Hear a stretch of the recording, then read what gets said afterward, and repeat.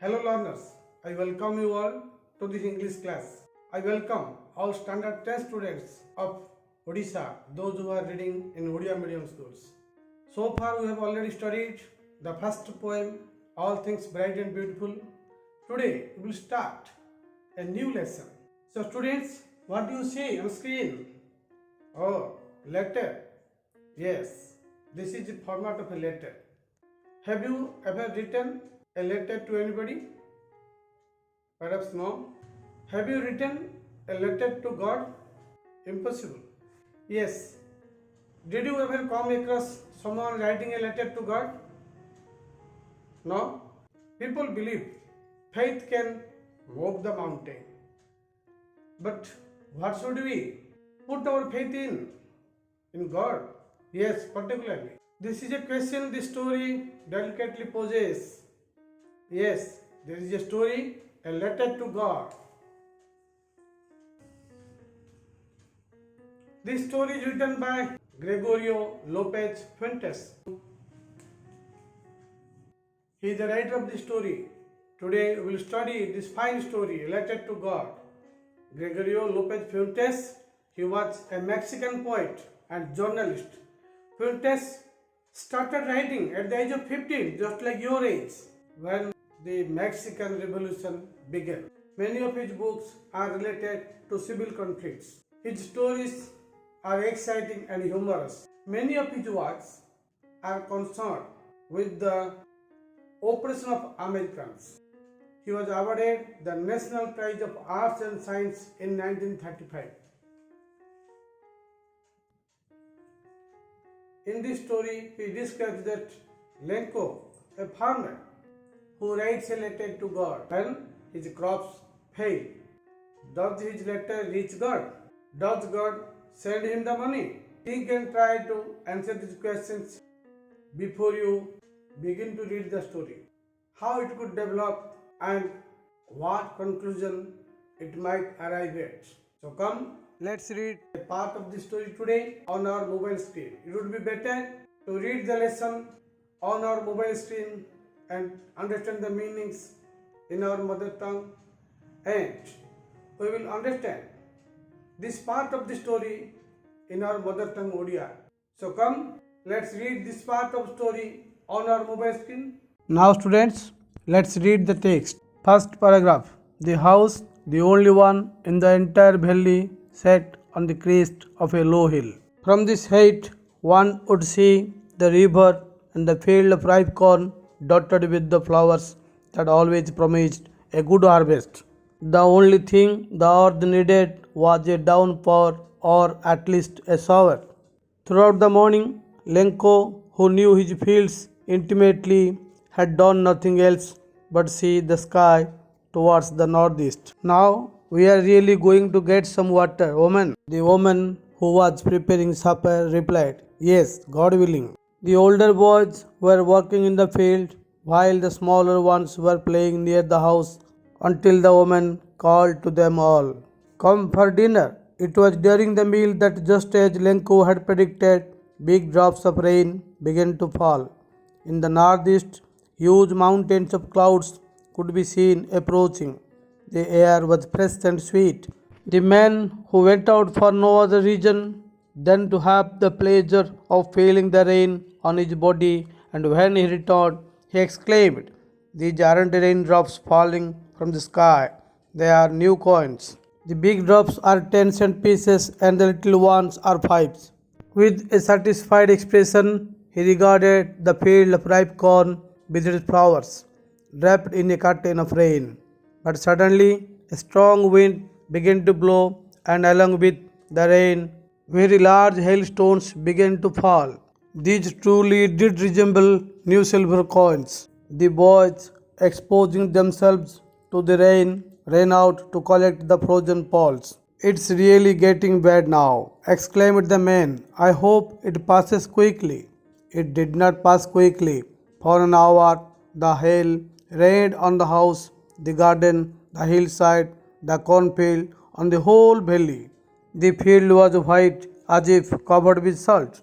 Now students, let's discuss the meaning of some words we met across this part of the story.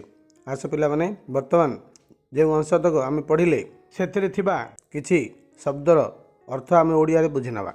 Entire समग्र संपूर्ण, भैली उपत्यका, crest उपरी भाग बा शिखर, राइप पाचिला कॉर्न शस्य, राइप कॉर्न पाचिला शस्य, डटेड विथ बिछे होई रहिथिबा, हार्वेस्ट अमल करिबा बा आदाय करिबा, अमल बा आदाय, डाउन पावर अधिक वर्षा, एटलिस्ट अति कम रे, शावर गोटे असरा, थ्रो आउट सारा बा संपूर्ण, इंटिमेटली निबिड़ भावे, नथिंग एल्स किछि नाही, टुवर्ड्स आड़कू, नॉर्थ ईस्ट उत्तर पूर्व, सपर संध्याकालीन भोजन, विलिंग इच्छा, डियरिंग मध्यरे, प्रेडिक्ट भविष्यवाणी करिबा, एप्रोच आसुथिबा, रीजन कारण, प्लेजर आनंद, एक्सक्लेम आनंद रे पाटिकरी कहिबा, सैटिस्फाइड संतोषजनक, एक्सप्रेशन परिप्रकाश, रिगार्ड चिंता करिबा बा विचार करिबा, ड्रेप आच्छादित होई रहिबा, कर्टेन परदा, एलंग विथ ता सहित, लार्ज बड़, हेलस्टोन कुआपत्थर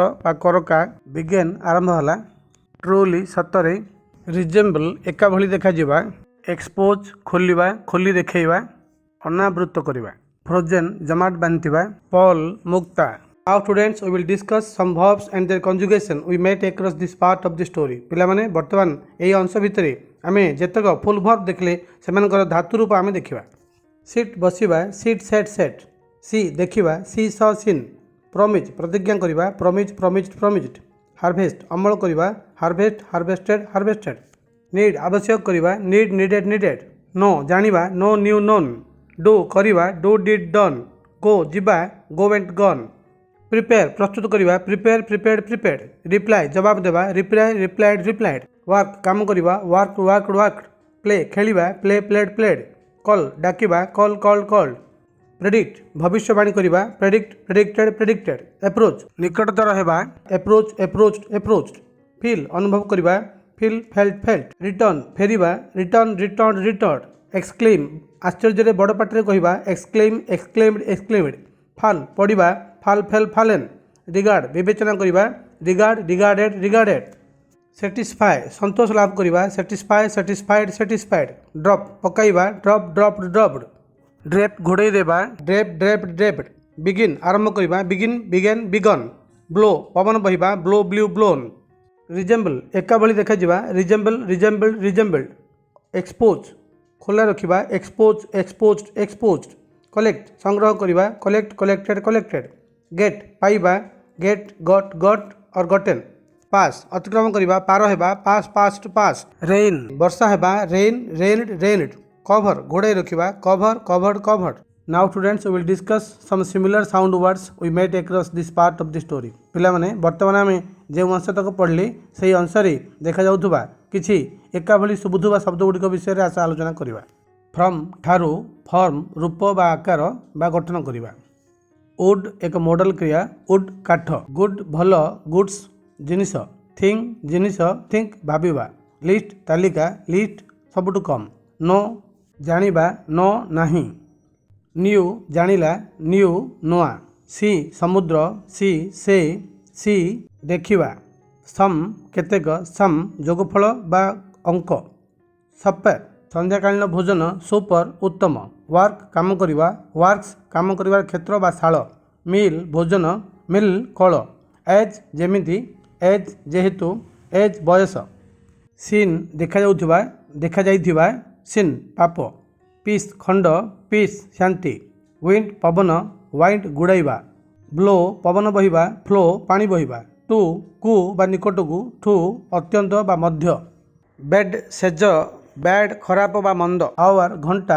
आवर आमर, होल समग्र, होल गात बा गर्त बा विवर। Now students, we will discuss this part of the text a letter to God in our mother tongue.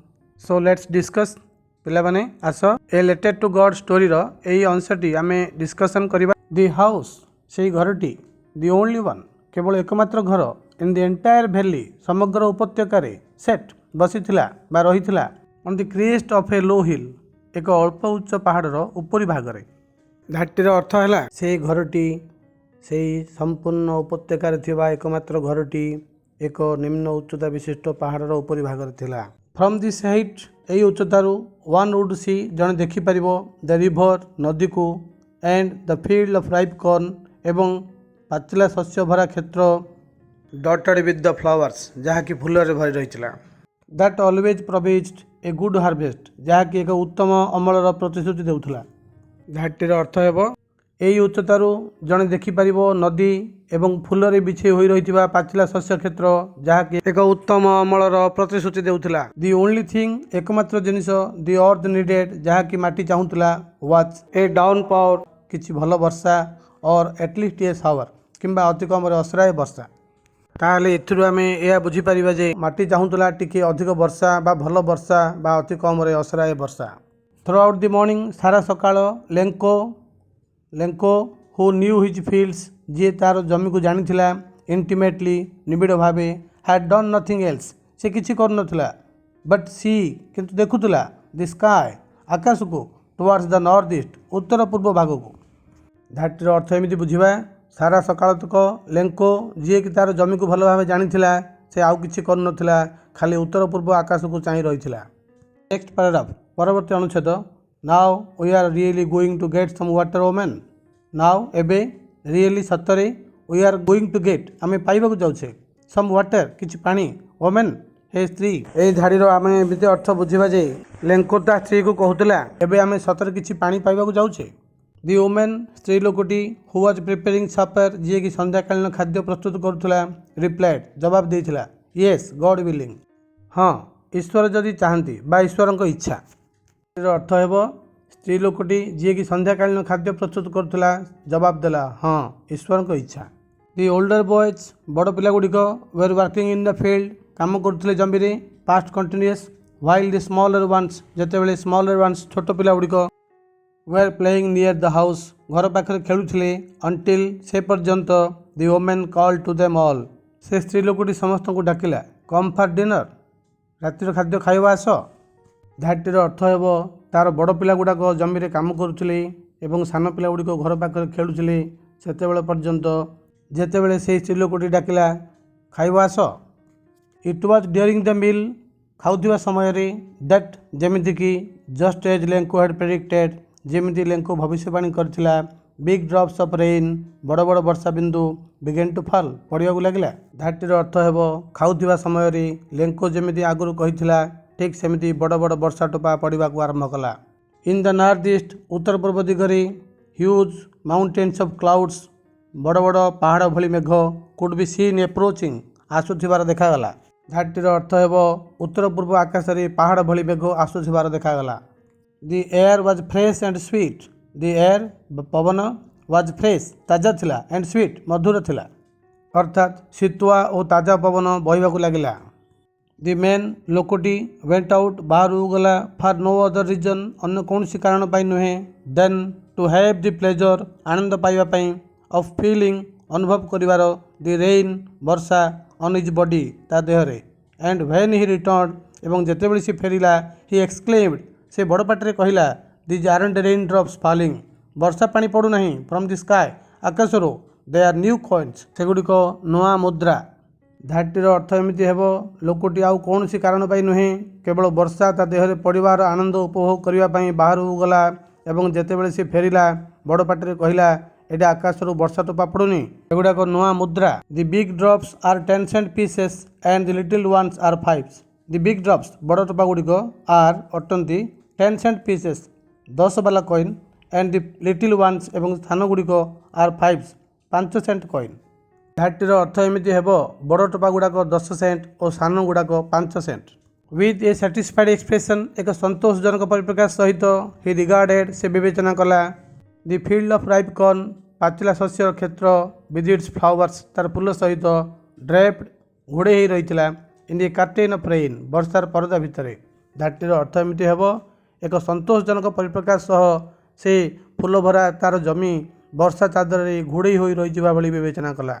But suddenly किंतु हठात ए स्ट्रंग विंड एक शक्तिशाली पवन बिगेन टू ब्लो बह को आरंभ कला एंड एवं एलंग विथ द रेन वर्षा सहित भेरी लार्ज हेल स्टोन्स बड़ बड़ कुआपथर बिगेन टू फॉल पड़ाक लगे। धाटीर अर्थ एमती हेब किंतु हठात एक भीषण पवन बहवाक आरंभ कला एवं ता सहित बड़ बड़ कुआपथर पड़ाक लगे। दिज एगुड़िक ट्रुली सतरे डिड रिजनेबल मेल खाऊला न्यू सिल्वर कॉइन्स नुआ सिल्वर कॉइन सहित। धाटीर अर्थ एमती हेब यही कुआपथर गुड़ाक असली नुआ मुद्रा सह मेल खाऊला।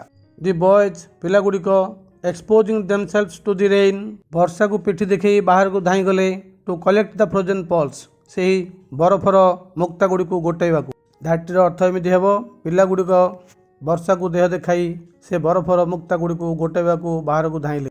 It's really getting bad now ये तो प्रकृति में खराब होउछि एक्सक्लेमेड द मैन से लोकटी बड़ पाटे कहला।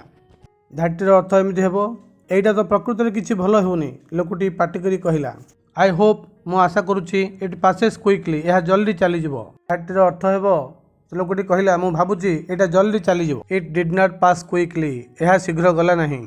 फॉर एन आवर घंटाए धरी दि हेल से कुआपथर रेन बर्षी चलला ऑन दि हाउस घर उपरे दि गार्डन बगीचा उपरे दि हिल साइड पहाड़ पाखरे दि कॉर्नफील्ड शस्य क्षेत्र उपरे ऑन दि होल वैली संपूर्ण उपत्यकार। घंटाए धरी से कुआपथर घर बगीचा पहाड़ चारिपाख शस्य क्षेत्र से संपूर्ण उपत्यकार बर्षिबार लगिला। दि फील्ड वाज व्हाइट जमीटी धला देखागला एज इफ सते जमीती कवर्ड विथ सल्ट लुण रे घोड़े रही। धाटीर अर्थ एमती हेब जमीटी सफेद देखागला सते जमीती लुण रे घोड़े होइछि। Then students, so far we have studied some part of the story related to God and understood the meanings and discussed them in our mother tongue. So the next part we will discuss in our coming videos. So thank you for watching this video class. Bye bye.